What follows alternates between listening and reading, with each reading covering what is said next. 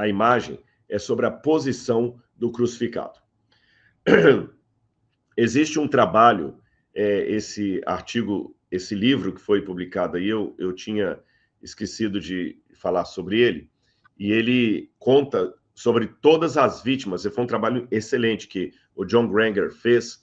Ele fez uma contagem de todas as menções romanas e de livros do primeiro século, segundo século, cartas, testemunhos, tudo que os romanos falam de eventos de crucifixão. E ele chegou a uma cifra muito interessante.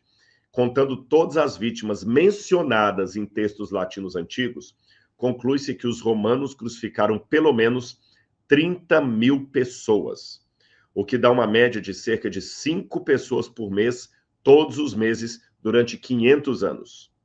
Então, ele é um professor de religião e filosofia no LaGrange College, na Geórgia, e ele afirma no seu livro A Crucifixão no Mundo Mediterrâneo, que é esse que você está vendo aí, que essa é uma estimativa conservadora, ou seja, o número de crucificados pode ser ainda maior.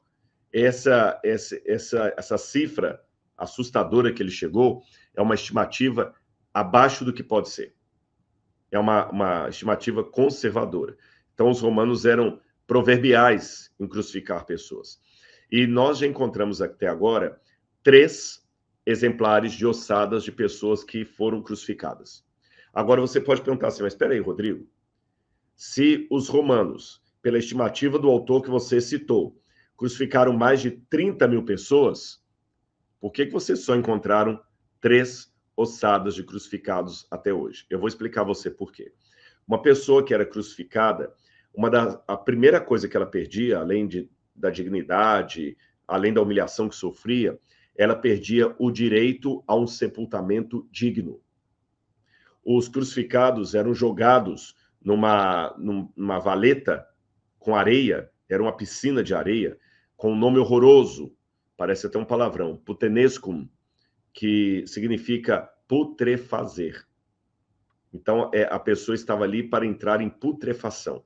E nessa piscina de areia que os romanos jogavam as pessoas ali, vinham aves de rapina e comiam a carcaça. Era um mau cheiro terrível, terrível. Alguns até presumem, é uma hipótese, que o vale do Rinom, nas cercanias de Jerusalém, seria o lugar onde os romanos jogavam corpos de crucificados para putrefazer. E foi perto dali que o Judas teria se enforcado, e depois o pessoal até chamou aquele lugar de campo de sangue e tudo mais, um lugar maldito. Então, as pessoas não tinham direito a serem sepultadas. Houve raras exceções na história em que os romanos permitiram ao crucificado um enterro decente, ou um sepultamento decente. Jesus foi um caso desse. Lembra, de acordo com os evangelhos, que José de Arimateia pediu a Pilatos o corpo de Jesus. E, numa situação excepcional, Pilatos permitiu. Então, José de Arimateia, junto com Nicodemos e outros discípulos, foram lá, pegaram o corpo de Jesus, passaram os panos, lavaram o corpo dele, passaram os perfumes, os óleos aromáticos e colocaram Jesus no túmulo da própria família de José de Arimateia. Mas, repito, foi uma coisa excepcional. Normalmente não era isso que fazia. E além de Jesus, nós sabemos de pelo menos outros 3 casos que tiveram a exceção romana de serem sepultados, mesmo tendo sido crucificados. Pode ser que haja mais casos, mas a arqueologia só conseguiu descobrir 3 até agora. O primeiro caso foi descoberto aqui em Jerusalém, no bairro chamado Givat Hamivitar, quando, depois da Guerra de 6 Dias, os tratores estavam passando para fazer uma terraplenagem nesse bairro de Givat Hamivitar e encontraram um túmulo antigo datado do 1º século.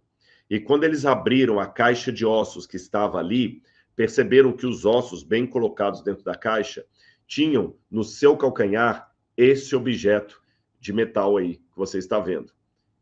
Um prego de crucifixão. E veja que o prego está atravessando o calcanhar da vítima. Essa vítima cuja ossada foi encontrada em Jerusalém, aqui pertinho, O nome dela nós sabemos, porque na caixa de pedra, onde estavam os ossos, você tinha o nome da vítima, era Yohanan ben Hagakol.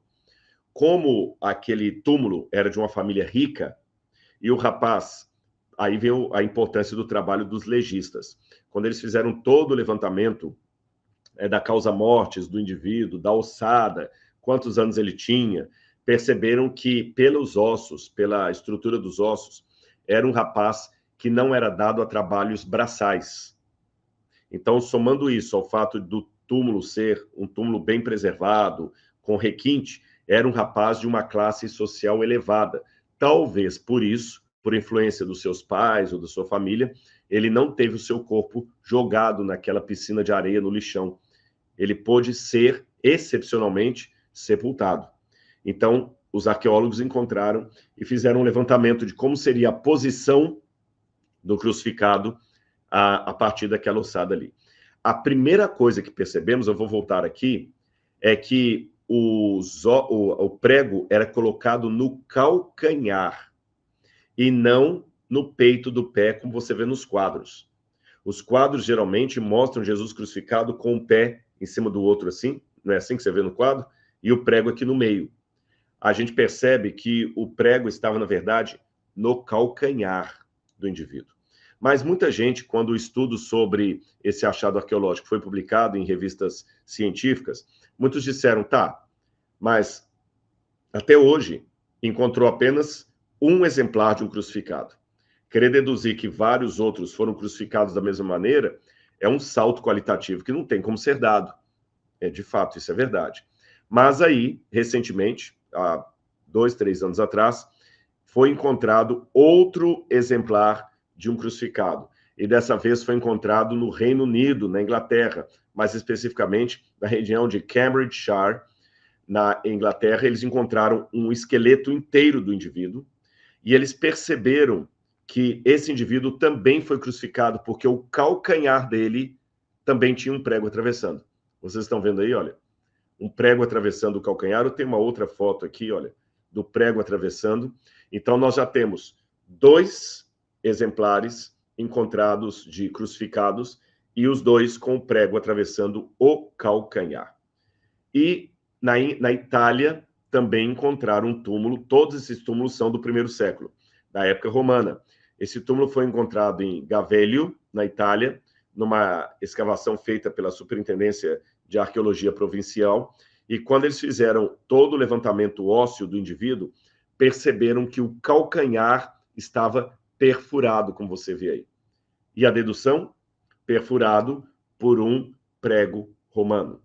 Então, os 3 únicos exemplares de pessoas crucificadas que foram encontrados até hoje, um na Inglaterra, outro na Itália, outro em Israel, tinham o prego atravessando o calcanhar. Então, se você aplicar aqui as hipóteses combinadas da estatística, você vê que é muita coincidência você ter apenas os 3 que você encontram, ter a perfuração no mesmo lugar.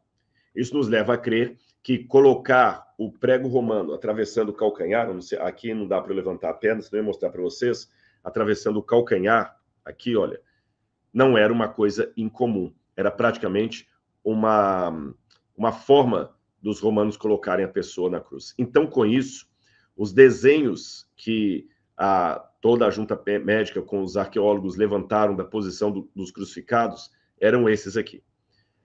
São as 3 hipóteses que nós temos na academia da forma como o crucificado era colocado. A forma do meio, que foi proposta pelo Dr. Tissaferes nos anos 1960, essa forma praticamente foi abandonada pela maioria dos acadêmicos hoje. Hoje acredita-se mais na forma A e na forma C. Na A, você vê que os pés ficam assim abertos na frente, e até a possibilidade de colocar um pé na frente do outro e um mesmo prego atravessar os 2 calcanhares. Ou, na forma C, a pessoa tinha um pé pregado de um lado, outro pregado do outro, e o cravo romano ali também traspassando. E o do meio, que já praticamente não é defendido pela maioria dos acadêmicos, também tinha essa ideia de um mesmo prego, atravessando os 2 calcanhares. Então, você vê que é bem diferente das maneiras que as pessoas imaginam a cruz de Jesus. É uma maneira bem distinta daquela que muita gente pensava.